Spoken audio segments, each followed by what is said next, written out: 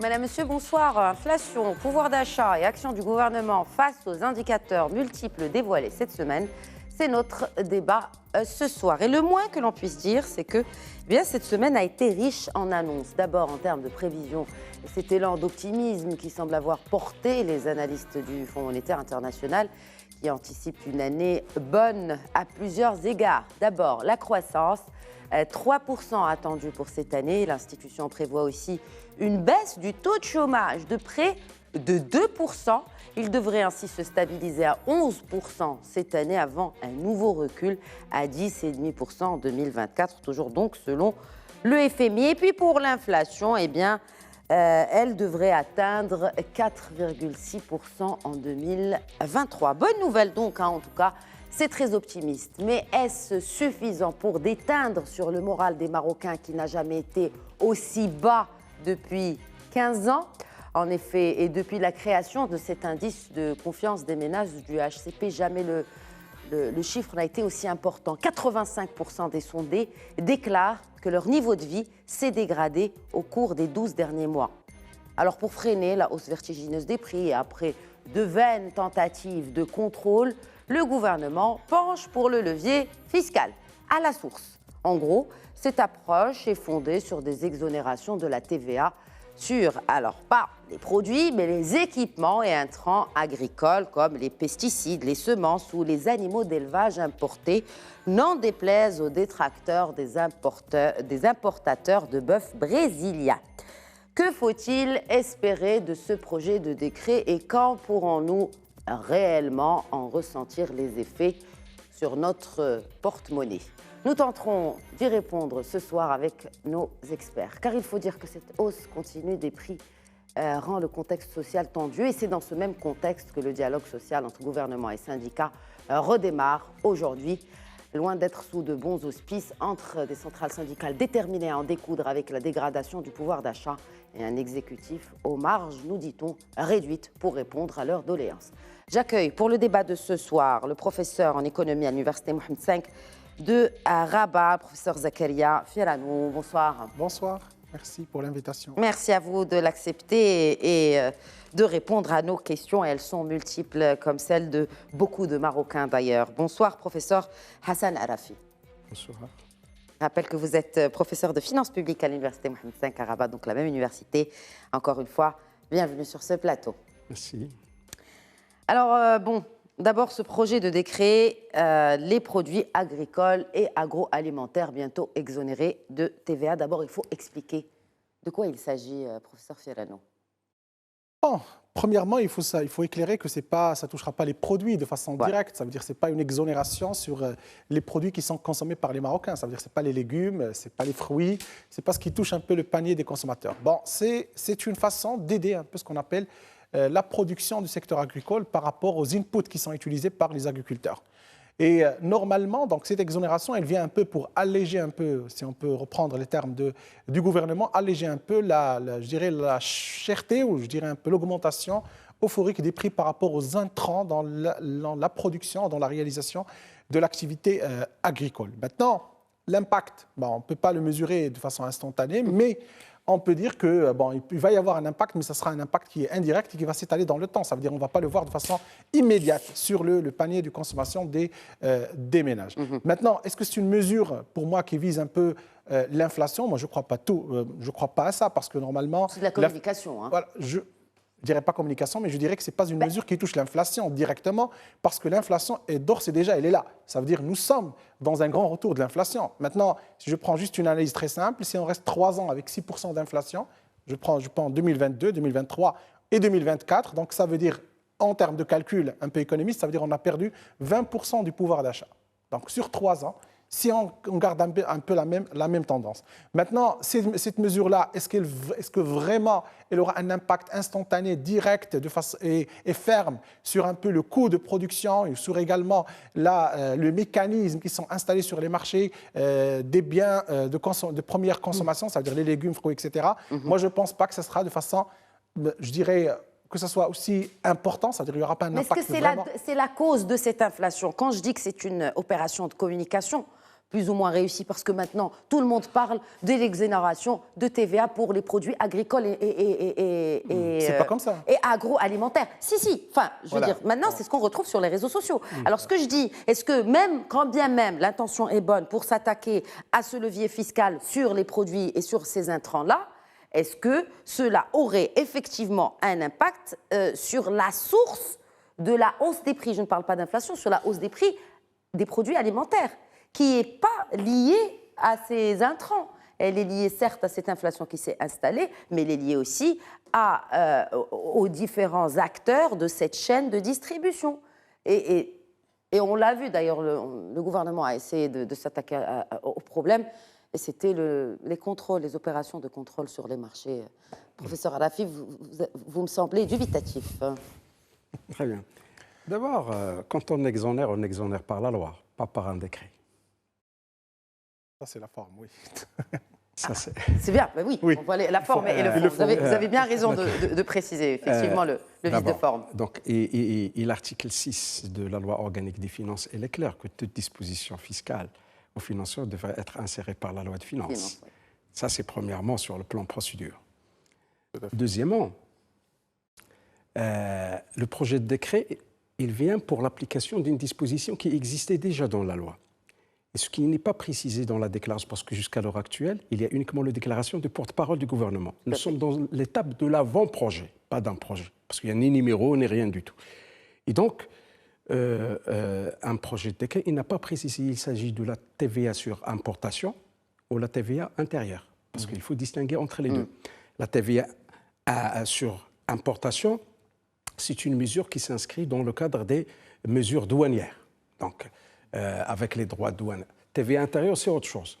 Seulement, il faut revenir que si le gouvernement veut faire bénéficier soit les phytosanitaires, soit les équipements, soit les animaux importés destinés à l'usage agricole, il faut revenir au Code général des impôts, notamment l'article 92, paragraphe 5, qui prévoit déjà l'exonération de certains équipements agricoles. Et donc, au niveau de la procédure, nous sommes sous l'égide du Code général des impôts. Je ne sais pas qu'est-ce qu'il pourrait apporter le décret, comme on n'a pas encore de précision là-dessus, sur qu'est-ce qu'il pourrait apporter. Je pense qu'il y a beaucoup de détails qu'il faut rentrer. Ces détails-là ne seront pas peut-être discutés au Parlement. Maintenant, ce sont des mesures réglementaires, alors que la fiscalité, c'est une mesure législative, pas une mesure réglementaire. Normalement, le décret... Est-ce que ce projet de décret passera par le Parlement ou pas? Non. Un projet de décret, c'est un pouvoir réglementaire au vu de l'article 71 de la Constitution. C'est le gouvernement. Mais le même article, il prévoit que les mesures fiscales, à part les taxes parafiscales, ce sont des mesures législatives, pas des mesures réglementaires. Les décrets qui sont prévus par le Code général des impôts, ils viennent uniquement pour application des dispositions qui existaient déjà. Donc c'est pour cela que je dis que peut-être le décret, ça serait une application de l'article 92, paragraphe 5 du Code général des impôts et de l'article 123, je présume. D'accord, mais le problème n'est pas là. Ça, c'est la procédure. C'est un langage de technicien. Vous faites bien de la rappeler. Non, on rappelle aussi les procédures. Mais maintenant, comme disaient les Américains, where is the beef? Où est la viande? It's coming from Brazil. Et c'est intéressant parce que cela intervient au moment où la polémique enfle sur ce fameux... Oui. Maintenant, avec ce sentiment de mécontentement de la part des consommateurs, on attend des solutions concrètes, etc. Il y a les consommateurs d'une part, il y a les producteurs de l'autre part. Est-ce que vraiment on a mis le doigt sur le véritable problème? Est-ce que ceci qui va résoudre... C'était mon questionnement. Dans le lobbying fiscal, il y en a certains qui profitent de la situation pour essayer de défendre leurs intérêts. Ils disent que c'est le moment où défendre l'exonération d'un tel produit, etc. Bon. Maintenant, si on revient à la question, est-ce que vraiment l'exonération de l'agriculture qui va nous résoudre le problème? Depuis toujours. De toute façon, elle est exonérée. Depuis toujours, l'agriculture a été exonérée jusqu'à 2014. qu'on a fini avec une exonération partielle, qu'on a introduit ce qu'on appelle l'exonération, les taux réduits au niveau de l'IS. On a introduit des exonérations temporaires qui ont commencé avec 35 millions de dirhams, et puis 20 millions de dirhams, puis 10 millions de dirhams pour que les sociétés agricoles soient soumises à l'IS ou à l'IR avec une exonération totale et permanente des exploitants n'ayant pas un chiffre d'affaires de plus que 5 millions de dirhams. Aujourd'hui, l'agriculture, il consomme 7,5% des dépenses fiscales totales, ce qui fait un chiffre de 38,6 milliards de dirhams. Dépenses fiscales. Dépenses fiscales, ce sont des exonérations. Dans le secteur agricole, on a bénéficié depuis toujours. Oh. Alors, est-ce qu'avec ces exonérations, on a pu résoudre le problème de pouvoir d'achat? Est-ce qu'on a pu... déjà les problèmes agricoles. Déjà le problème du secteur agricole. Maintenant, moi je dis, parfois même avec ces mesures, avec Plan Maroc Vert, avec les exonérations fiscales, on n'est pas un pays agricole, on est un pays rural. Parce que pour dire un pays agricole, c'est que la contribution en termes du PIB, il faut qu'elle soit au-delà de 25%. Mais maintenant, on n'arrive pas. Déjà avec la quinzaine de pourcents de contribution du secteur agricole. Maintenant, on peut prévoir plusieurs mesures. Il y a des mesures de toilettage, il y a des mesures de sapeurs-pompiers. Maintenant, la question qui se pose, on ne peut pas minimiser, ni vilipender, ni vénérer aucune mesure sans qu'on aille l'argumentaire. Nous sommes des scientifiques, nous sommes des personnes apolitiques, ni moi, ni mon ami Sdi Zakaria. Et donc, on est là pour expliquer et pour mettre en exergue la norme. De quoi on parle juste? Et maintenant, lorsqu'on parle d'un projet de décret sans qu'on ait des précisions, normalement, un décret, attention, il y a un autre décret de la prémature qui oblige le gouvernement de mettre chaque décret à la consultation publique au site de SGG avant qu'il soit transformé en projet à soumettre au Conseil de gouvernement. Chose qu'on n'a pas vue aujourd'hui. Je ne sais pas qu'est-ce que les jours qui viennent... Est-ce que vous pensez que c'est les manifestations du samedi 8 avril dernier qui ont peut-être accéléré les choses? Je pense au moment des mécontentements, il faut sortir une annonce. Un effet d'annonce. Voilà. Je disais que c'est la communication. Mais s'il n'y a pas une bonne communication, parce que je considère que un porte-parole de gouvernement, c'est comme le Khatib al-Jumu'ah. Il doit faire un discours que tout le monde peut comprendre.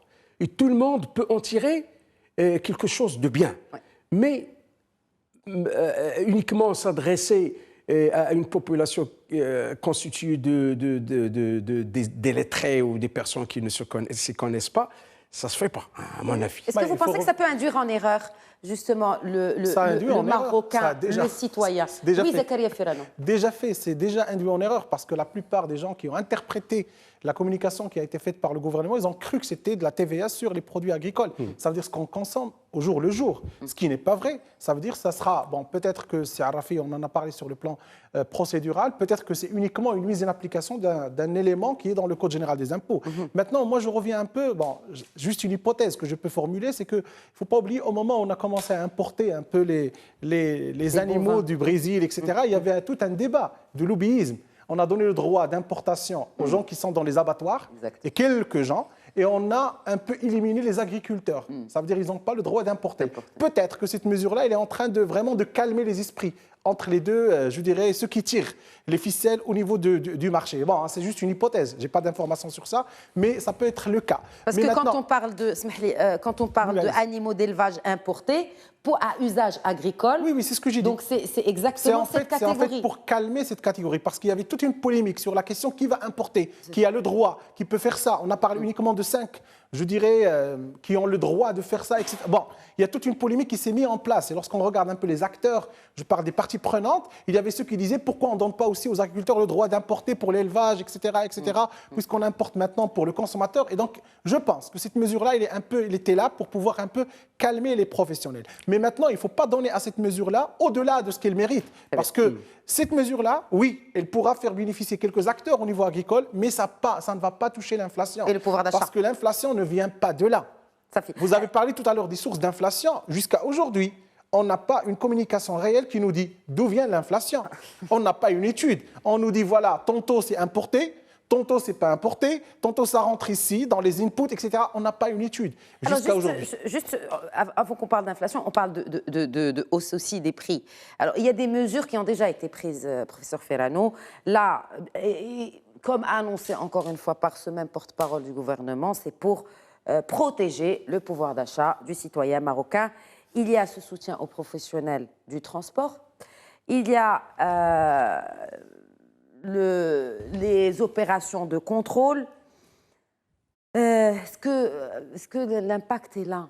Je veux dire, ce sont des milliards qui sont déboursés pour justement répondre à ces mesures, mais ces mesures répondent-elles vraiment aux doléances du citoyen? Si vous permettez, je voudrais juste ouvrir une parenthèse, et je pense que c'est très important de le dire. Les politiques économiques, que ce soit la politique budgétaire, la politique de change, la politique monétaire, ce sont des politiques préventives. Ça veut dire que ce sont des politiques qui vont gérer un peu le devenir. Ça veut dire, moi je crois qu'aujourd'hui, il est tard de dire maintenant comment on va arrêter l'inflation. L'inflation est déjà là. Comment on va soutenir le pouvoir d'achat? Très bien. Maintenant, comment soutenir le pouvoir d'achat? Moi je dis que la politique budgétaire, elle a largement les mains et les moyens pour le faire. Il faudra chercher où le bas blesse, d'où vient maintenant la spirale inflationniste. Maintenant, ce que je dis... D'où elle vient? Bon, je ne veux pas vous répondre de façon instantanée. Il y a maintenant beaucoup de paramètres qui rentrent en jeu. Il y a la logistique à l'international. Vous avez les prix qui ont augmenté à l'international, pas maintenant. Je parle maintenant de quelques mois. Il y a aussi plusieurs mécanismes d'intermédiation qui existent sur le marché, même si je ne peux pas dire que ce sont les mécanismes qui ont donné l'inflation, parce que ces mécanismes d'intermédiation existaient même avant la flambée des prix. Il y a beaucoup maintenant de facteurs multidimensionnels qui sont rentrés en jeu et qui nous ont donné l'inflation. Maintenant, le pire qui se passe aujourd'hui, c'est qu'on est en train de restructurer les prix.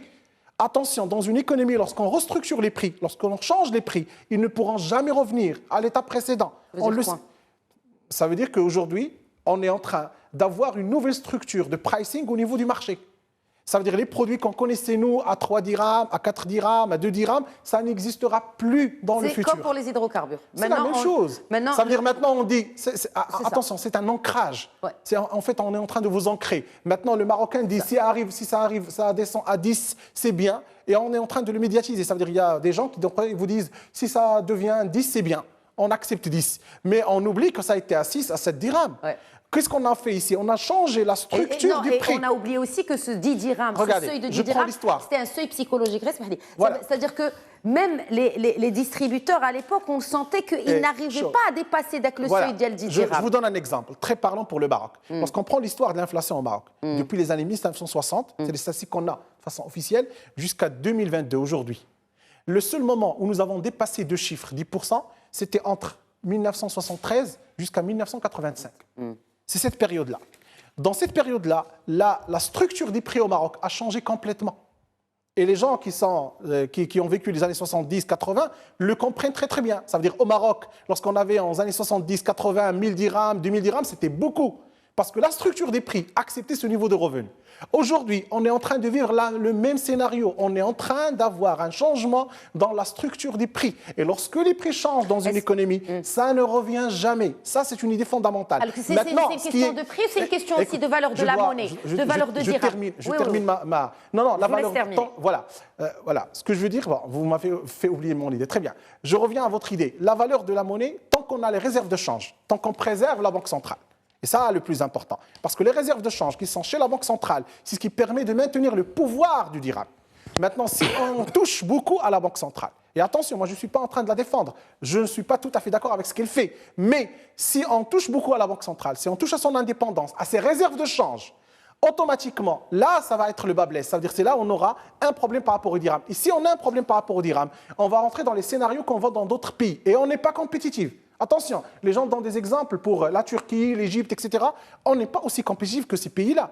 Ça, c'est très important à savoir. Et donc, si on touche la problématique des réserves de change, c'est là où il y a un grand problème. Et on est en train de toucher à ça. Parce que lorsque vous touchez le problème inflationniste, lorsque vous commencez à jouer avec la balance des paiements, parce que regardez bien, la Banque centrale, qu'est-ce qu'elle a fait? Elle a augmenté le taux d'intérêt. Elle est en train de faire quoi? Elle est en train de rassurer la partie inférieure de la balance des paiements. Dont on dépend quoi? Dont on dépend ce qu'on appelle les réserves de change. Et donc, réellement, elle est en train de préserver la valeur du dirham.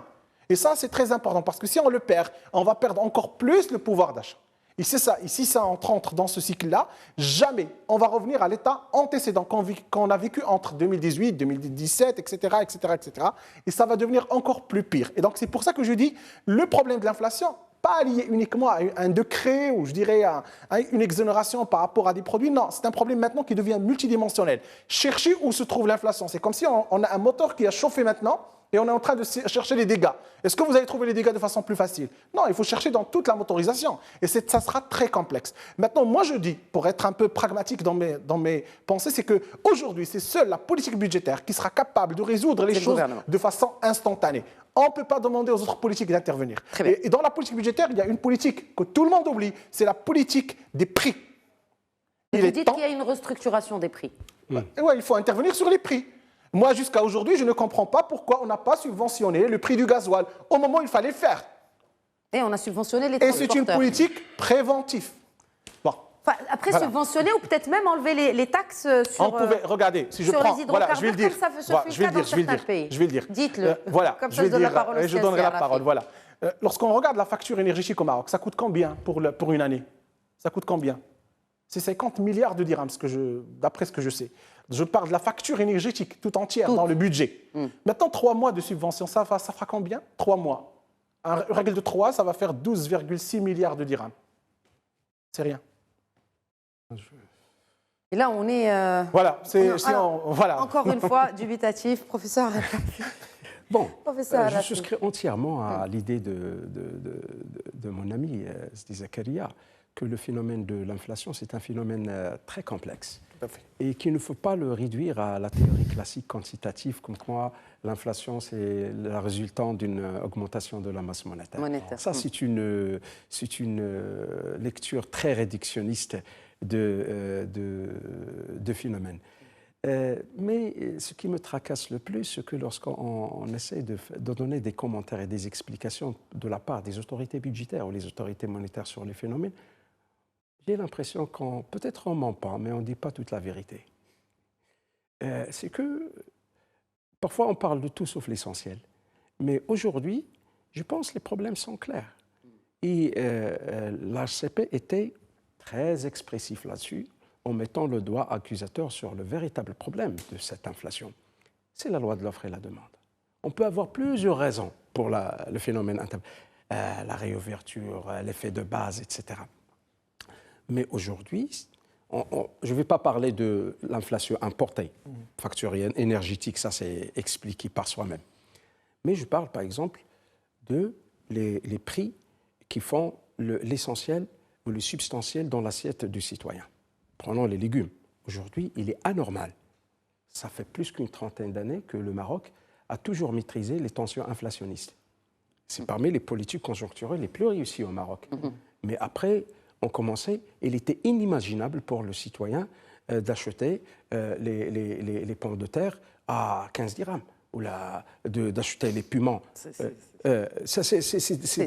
de l'aberration. Ouais. Alors maintenant, qu'est-ce qu'il faut faire? Parce qu'on ne peut pas critiquer sans proposer. C'est pour cela que nous sommes là. Voilà. Alors, pourvu que maintenant, quand je vois les mesures, quand je vois les exposés du ministère des Finances, qui ont traité quelques points, mais ils n'ont pas dit que le problème il est dans les exportations, dans l'offre. Et je pense que ça a été dit par Sel Halimi, il l'a dit indirectement. La production de l'État, c'est la loi de l'offre et la demande. C'est automatique. Ce que nous vivons aujourd'hui, c'est le même phénomène qu'on a vécu avec les piments verts, ça fait une année, quand ils ont atteint 30 dirhams. C'est à cause de quoi? Tout simplement parce que l'Union européenne avait une forte demande du piment marocain. Et donc, l'agriculteur ou l'exploitant, il voit que c'est une opportunité d'affaires. Et donc, au lieu de vendre son piment à 3 dirhams pour le marché local, il le vend à 1 euro pour le... Donc, ce qui reste, donc, on essaie de... le résultat, c'est que l'offre intérieure a été très diminuée devant une demande qui est toujours massive. Et donc, le résultat, que les prix, ils vont flamber. Alors, vous allez me dire, c'est la loi de l'offre et la demande. C'est comme ça. Mais... intermédiaire, aller au marché de gros, ça, on est en train de parler de tout sauf l'essentiel. Le problème, il est clair. Alors, parmi les mesures, ils ont dit qu'ils vont arrêter les exportations. Bien sûr, il n'y a pas Je dis, moi, c'est ma propre opinion, c'est que quand on parle des 4 produits de base alimentaires, pommes de terre, les oignons, les tomates, les piments, c'est comme les médicaments.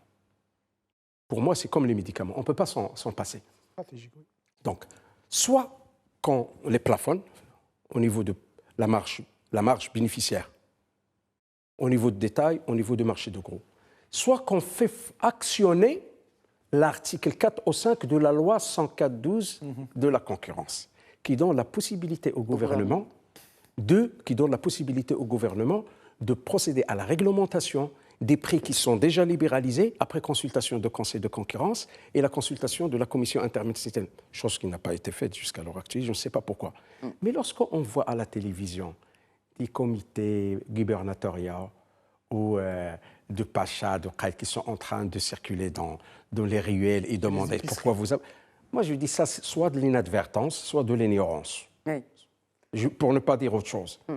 Supposons que vous allez trouver quelqu'un qui n'a pas affiché les prix ou qu'il a demandé un prix pour vous qui est exorbitant. Qu'est-ce que vous pourriez lui faire? Rien. Nous sommes dans un état de droit. Les prix sont libéralisés, je vends à n'importe quel prix parce que la loi... C'est un marché libéral. Non, c'est pour cela qu'il faut dire la vérité aux citoyens. Et quand on dit la vérité, on est plus proche de la solution.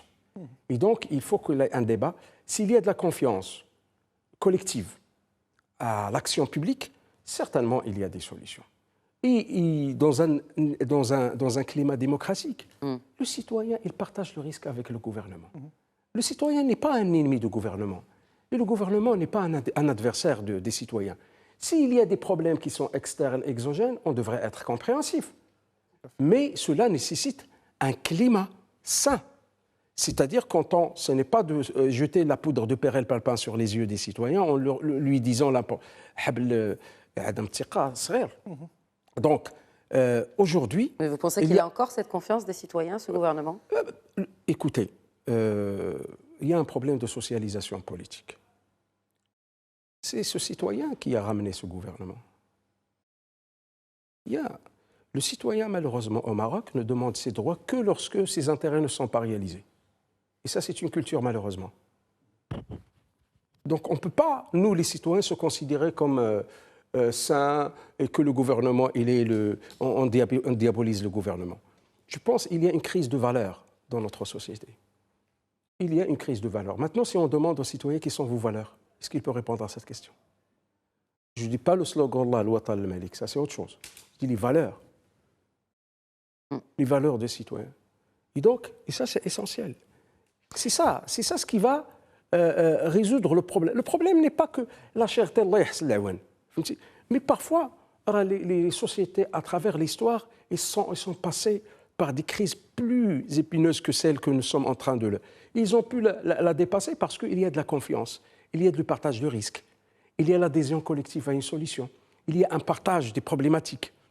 Et donc, chose qui faisait crier le monde défaut, et ils sont considérés aujourd'hui que nous sommes dans un combat. Nous ne sommes pas dans un combat. Si le pays il est en train, et on ne doit pas voir des mesures contradictoires, en même temps, on voit des dépenses extravagantes et on est en train de gaspiller l'argent dans des choses. Allusion? Bon, il y a beaucoup de choses. Est-ce qu'aujourd'hui, le Maroc a les moyens pour louer un terrain en Espagne, dans une crise, pour jouer un match de football? Et donc, je pense qu'il y a plusieurs dépenses, comme l'a dit dans les solutions budgétaires, il y a le problème de la rationalisation des choix budgétaires aujourd'hui. Et donc, on n'a pas d'argent. Donc, il faut rationaliser. Il faut rationaliser les dépenses. Cette rationalisation, il faut faire des réaffectations. Et donc, ça, c'est le problème. Il y a un problème de gouvernance. Et donc, c'est très difficile aujourd'hui de chercher le beurre et l'argent de beurre. Il y a des choses qui demandent la progressivité dans des solutions, pour les solutions structurelles, mais il y a des choses sur lesquelles il faut être déterminant. Pas de gaspillage, pas de gaspillage. Orientation rigoureuse des dépenses, orientation rigoureuse et une affectation. Amélioration des choix publics, amélioration. Est-ce que cela induit une loi de finances rectificative? Parce que si vous dites les dépenses sont déjà sont déjà stipulés dans ce document qui est la loi de finances 2023. Je ne parle pas des choix budgétaires en termes des dotations. Ah. La manière dont on utilise l'argent. C'est quoi la différence? Quelle est la Je vais vous dire la différence. Je vais vous résumer les choses. On a de bons scénarios, on a une mauvaise mise en scène. C'est-à-dire que quand on voit les hypothèses macroéconomiques, quand on voit les choix budgétaires, vous dire que les choses sont bien, ils sont équilibrés. Mais quand on va à la mission, est-ce qu'on a des marchés publics qui sont passés avec toute la rigueur du monde? Est-ce qu'on a des dépenses qui sont bien contrôlées sur le plan de la qualité? Vous savez que le Maroc n'est pas riche. Notre budget, c'est une facture dans la mairie de Paris. Donc on n'est pas riche. Donc il faut comment... si dans les pays occidentaux, ils sont très vigilants, très observateurs de la qualité de la dépense, parce qu'ils savent de quoi, parce que c'est l'essence même de la démocratie. C'est ça qui va donner légitimité à l'action publique. C'est très difficile de convaincre le citoyen de lui proposer des mesures d'austérité, alors de l'autre côté, il voit que les dépenses il y a des dépenses parfois qu'ils les estiment comme superflues. Cela dit, je ne suis pas très d'accord avec vous par rapport au PIB du Maroc qui correspond à une facture à la mairie de Paris. Hein. N'exagérons rien. Mais si le PIB, le budget. Ah, le budget, pardon. Non, parce que ne sont pas. Parce que le budget du Maroc, il est simple. 30% va dans la dette et le service de la dette. 30%, il va dans les frais de fonctionnement et le paiement de salaire. Oui. Entre 17 et 20% pour le budget d'investissement. Mais c'est rien du tout. Donc il ne faut pas voir le budget dans sa globalité. Il y a des dépenses que exact. D'accord. Ce que je veux dire, peut-être c'est caricatural, mais ce que je veux dire, maintenant, le grand enjeu, c'est ressouder la confiance entre le citoyen, je ne dis pas l'électeur, je dis le citoyen, le citoyen et le pouvoir public. Est-ce que puisque vous me facilitez la transition, professeur Al-Rafi, c'est le dialogue social qui reprend aussi avec cette reprise de la session de printemps, professeur Ferrano? Avant de répondre à ça, j'aimerais bien revenir à la notion de... On est en situation de crise. Et dans la situation de crise, parfois, il faut avoir des mesures... On ne le dit pas. Bon. C'est vous qui le dites, parce que jusqu'à aujourd'hui, au gouvernement, on n'entend pas qu'on Je ne dis pas récession, je dis crise. Crise du pouvoir d'achat, crise d'inflation, ce que vous voulez. On est en période de crise. Qu'on nous dise aux Marocains, est-ce qu'on est ou pas en période de crise, officiellement? En termes de pouvoir d'achat, oui. Clairement. En termes de pouvoir d'achat. Mais j'ai dit, ce n'est pas une récession. C'est très différent. D'accord. Et donc, par rapport au pouvoir d'achat, par rapport au degré inflationniste qu'on a atteint, c'est un record pour le Maroc. Pourquoi? Parce que pendant 20 ans, nous avons toute la politique qui a été faite, c'était uniquement pour garder un cadrage macroéconomique sain. On a fait 1,5 en moyenne en termes d'inflation pendant 20 ans. Au bout de 2-3 ans, on a détruit tous les équilibres macroéconomiques. Très bien. Bon, maintenant, vous qualifiez ça de crise ou pas crise, bon, ça... C'est pas moi, vous pouvez, voilà. Est-ce qu'il n'est pas temps qu'on dise aux Marocains qu'il y a une crise? Je ne voulais pas partir sur cette vague. En situation délicate, si on peut dire ça comme ça, normalement, il faut avoir des mesures qui sont parfois non conventionnelles. Qu'est-ce que ça veut dire? Attention, je ne parle pas de la Banque centrale, mais je parle des mesures. Maintenant, je reprends un peu ce qui a été dit par le président turc. À un certain moment, lorsqu'il était dérangé par les prix, il a dit directement que l'État peut rentrer comme un acteur sur le marché. Ça veut dire quoi, acteur? Ça veut dire que j'ai un marché où il y a un problème de pricing, un problème d'offre ou de demande, je dois me substituer. Acheter. Je dois rentrer comme étant un acteur, parce que l'État, soit régulateur, soit acteur. Acheter dans le marché, voilà, oui. C'est ce que je dis, acheter. Voilà, acheter ou vendre. Ouais. C'est ce qu'on fait, par exemple. Je prends l'exemple des banques centrales. Lorsque un marché bloque pour les banques centrales, ça a été fait au niveau de la crise. Exact. Les banques centrales rentrent sur le marché et achètent. Pourquoi? Pour un peu faire revenir le prix et réguler le prix. Absolument. Donc maintenant, je le dis au gouvernement, c'est que lorsqu'il y a un marché où le prix, vous n'arrivez pas à le maîtriser, il y a des acteurs qui peuvent nuiser à ce prix-là, vous avez le droit de rentrer comme étant un acteur sur le marché. Je ne vous dis pas que ça va être fait de façon durable, parce qu'on va me critiquer, on va me dire non, c'est la loi de l'offre et la demande, le libéralisme, etc., etc. Mais attendez, lorsqu'on est en situation délicate, on est en situation de problématique, lorsqu'on a les Marocains qui souffrent par rapport à leur pouvoir d'achat qui est en train de s'effriter, je pense que là, il faut avoir des mesures qui sont parfois, je dis parfois, non conventionnelles, et pas durables. Parce que généralement, les mesures non conventionnelles ne sont pas des mesures durable dans le temps. Très bien, maintenant je reviens au dialogue social. Je pense que oui, dialogue social, bon, je regarde un peu ce qui se passe. Normalement, tout le monde aujourd'hui va demander un peu l'augmentation des salaires. Moi, je crois que ce n'est pas une solution économique. Directement, pour le dire. Pourquoi? Parce que si on augmente les salaires, on va rentrer dans la spirale inflationniste. Et ça va encore empirer la chose. Maintenant, ce qu'il faut faire réellement, c'est de pouvoir retrouver les mécanismes stabilisateurs dans l'économie. C'est ça le plus important. Oui, mais là, c'est ce que réclament les syndicats. Les syndicats, ils sont intraitables sur la question de la hausse des salaires. Regardez, moi, je respecte les syndicats. Je crois que c'est leur droit de faire ça, de demander ça. Moi, je donne maintenant un point de vue économique. Si on augmente les salaires, ça va entraîner une autre spirale inflationniste parce que la plus grande majorité des dépenses et des coûts vont vers les salaires. Et donc, toute augmentation des salaires, si elle n'est pas, je dirais, en parallèle avec une augmentation de ce qu'on appelle la production ou le produit intérieur brut, ça ne entraînera que de l'inflation. Et ça va de soi. Maintenant, je ne suis pas contre leurs revendications.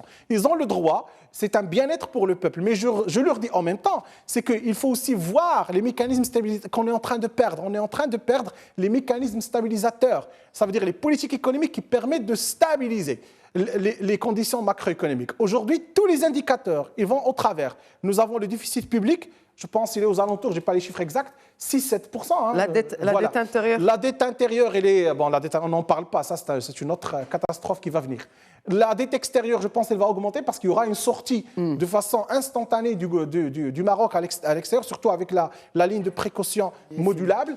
Et si je rajoute à ça la croissance qui reste un peu, je dirais, en berne, même si vous avez dit dans votre introduction que l'UFM était optimiste, moi je crois que c'est l'inverse. Il était un peu pessimiste, c'est pas optimiste, parce que lui, il tablait sur une croissance encore plus importante. Et il le dit dans ces termes, ça veut dire que lui, la croissance pour les années qui vont venir, il va rentrer un peu dans la décadence. 3,2, madame, ou 3,4 pour le Maroc, c'est très peu. Non, mais c'était prévu à 2,6. Je comprends. D'où le fait que je parle d'optimisme. Mais lorsque vous avez 3... On gagne 0,24 points de base. Écoutez, nous avons ce qu'on appelle un nouveau modèle de développement. Nous avons un chemin à prendre. Non, on est très loin des objectifs de 6% de croissance. Le plus important, c'est le benchmarking. Avec vous, oui, mais entre-temps, quand ces prévisions ont été mises en place, il n'y avait pas eu la Covid, il n'y a pas eu la guerre en Ukraine. En 2022, la hausse des prix. En 2022, nous avons fait 7% de croissance. D'accord? En 2023... C'est un rebond après Covid. C'était logique. À l'époque, on ne disait pas que c'était un rebond. On disait que c'est une réalisation. Sur ce même plateau. Voilà. Oui, on disait que c'est une réalisation. Pour rester réaliste. Après, effectivement, les effets d'annonce disaient que c'était extraordinaire, exceptionnel. C'est très important à dire. L'année 2022, on avait l'agriculture, qui a répondu de façon très positive. C'est ce qui nous a donné les 7%. D'accord? Vous allez me dire c'est un rebond, on était dans le négatif et on a rebondi vers une croissance, ça a donné 7%, très bien. Maintenant, moi je vous dis, pour le FMI, attention, il est en train de dire l'inverse de ce que vous avez dit. Il est en train de dire que toute la région MENA, que ce soit les pays exportateurs du pétrole, que ce soit les pays importateurs, ne vont pas générer les taux de croissance qui étaient normalement prévus. Ça veut dire on aurait, dans les meilleurs des cas, le Maroc c'est parmi les meilleurs des cas, ça veut dire qu'il génère une croissance de 3,1 et 3,4 pour l'année 2024. Ça, c'est les meilleurs des cas. Mais à 3,1 pour le Maroc, 3,4, ce n'est pas un taux de croissance qui est attendu ou espéré. On devait être à un taux de croissance, nous, à 6-5%. Maintenant, la problématique... Qu'est-ce qui est prévu dans la loi de finances? Je sais que c'est 3,2. Très bien. Mais on a dit sur ce plateau-là que les hypothèses de la loi de finances, moi, je n'y crois même pas, ont tablé aussi sur 2% d'inflation. On tablait aussi sur un déficit de 4% ou 5%. Je ne sais pas, je parle sous contrôle, c'est Arafi. Maintenant, est-ce que c'est respectable? Bon, je pense c'est des hypothèses. Hein. Je ne vais pas discuter les hypothèses. De toute façon, en évoquant cette question de croissance, c'est une notion brute. Tout à fait. Oui. C'est une notion brute. Tout d'abord, il y a plusieurs questionnements qu'il faut se poser. Quel est le profil de ce taux de croissance chez nous? Est-ce que c'est un taux de... Est-ce qu'il est d'abord une croissance inclusive? Parce qu'il y a des pays dans le monde arabe qui ont réalisé 10%. Ils sont dans le déclin.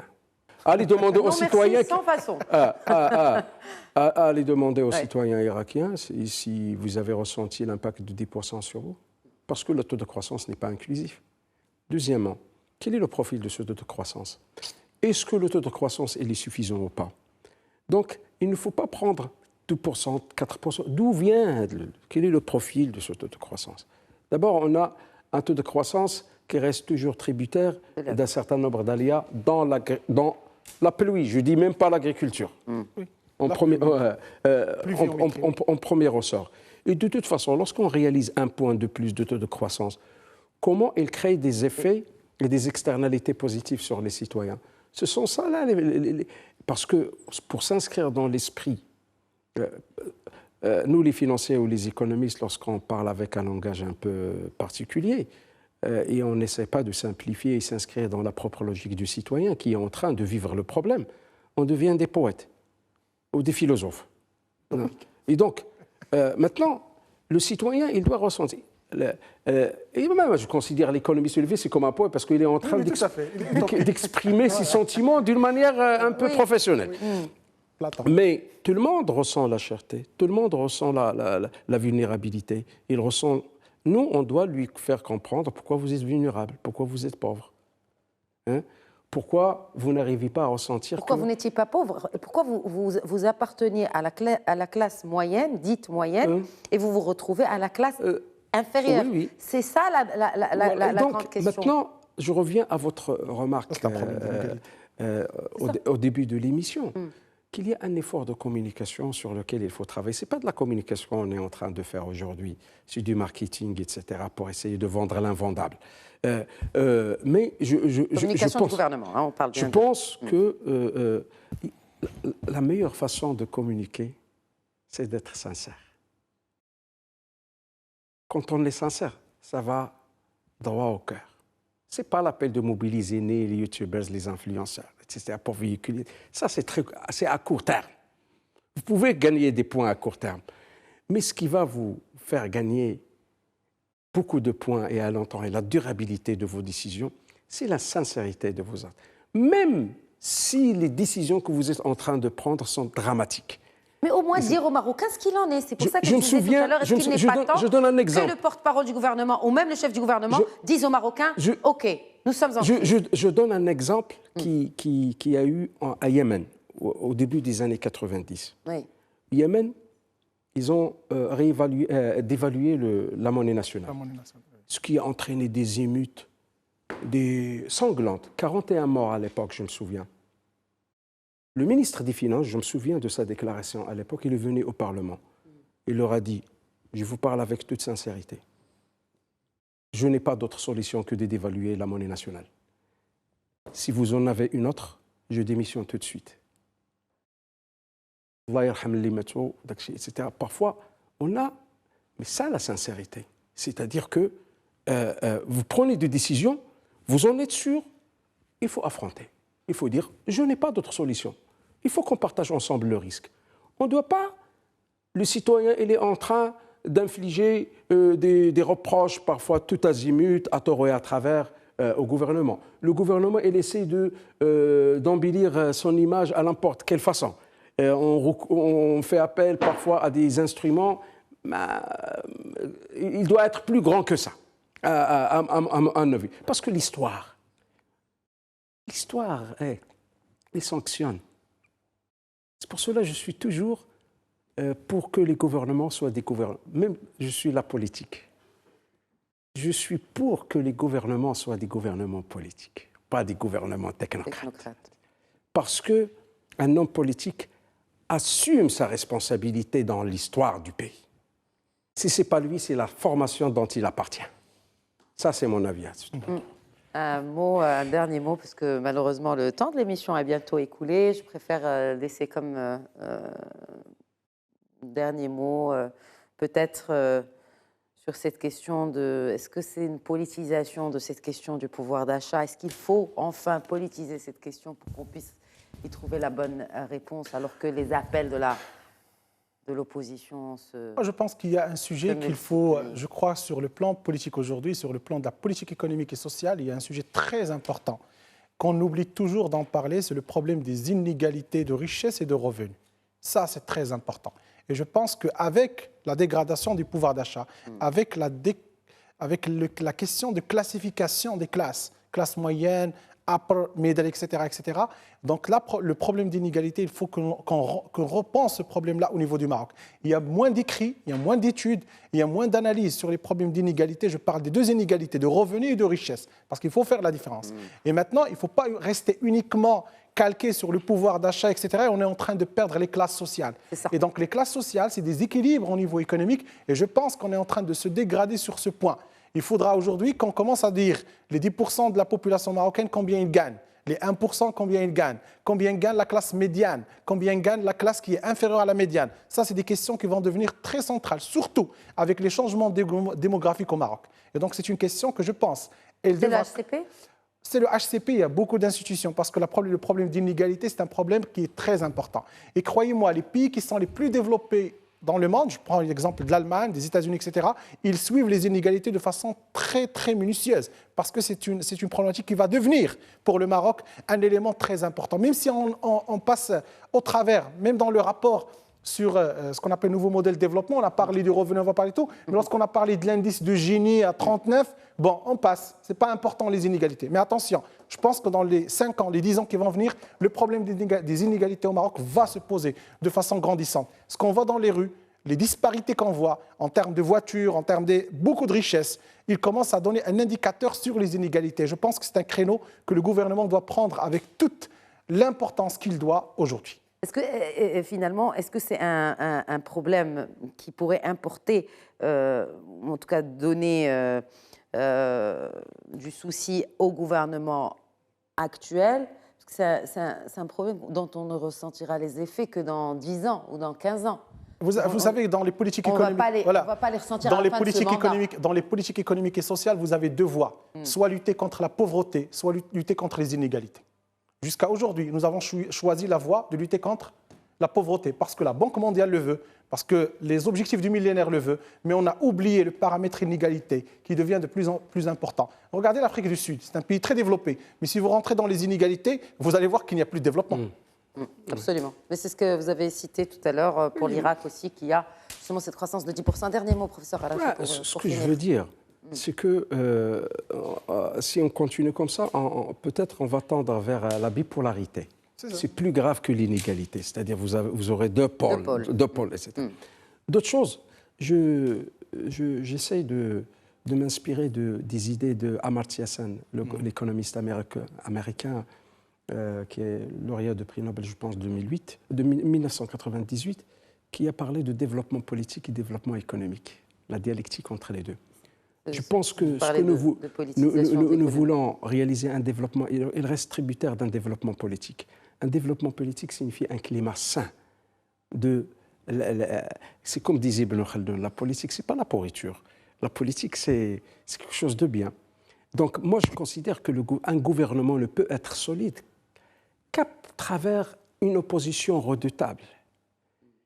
Et une opposition sans création, une capacité créative, c'est un mouvement d'humeur. Et donc, les deux extrémités de ce spectre, ils doivent se faire soigner. Un gouvernement ne doit pas comprendre l'opposition comme étant c'est de la démagogie, c'est comme un adversaire. Et l'opposition, c'est comme on a un exemple qui est illustratif, celui de la Grande-Bretagne, ce qu'on appelle le gouvernement de l'ombre. On affronte un dossier avec un dossier. Et donc, vous avez un ministre de l'Emploi dans la majorité et vous avez un autre ministre au niveau de l'opposition.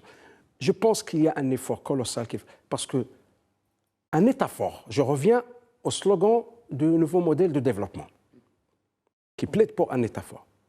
Il n'y a pas un État fort sans Parlement fort. Il n'y a pas un État fort sans une société civile forte. Il n'y a pas un État fort sans université forte. Ça, c'est mon dernier mot. Adjugé. Adjugé. Sur ces mots pleins de sagesse et empreints de beaucoup de long-termisme, cette émission touche à sa fin. Merci beaucoup, messieurs. Merci Zakaria Firanou. Merci Hassan Arafi. Un État fort et un État social, parce que c'est ce que veut ce gouvernement. Enfin, du moins, c'est ce qu'il annonce. Merci beaucoup à vous pour votre fidélité à Question d'Actu. Très bonne soirée.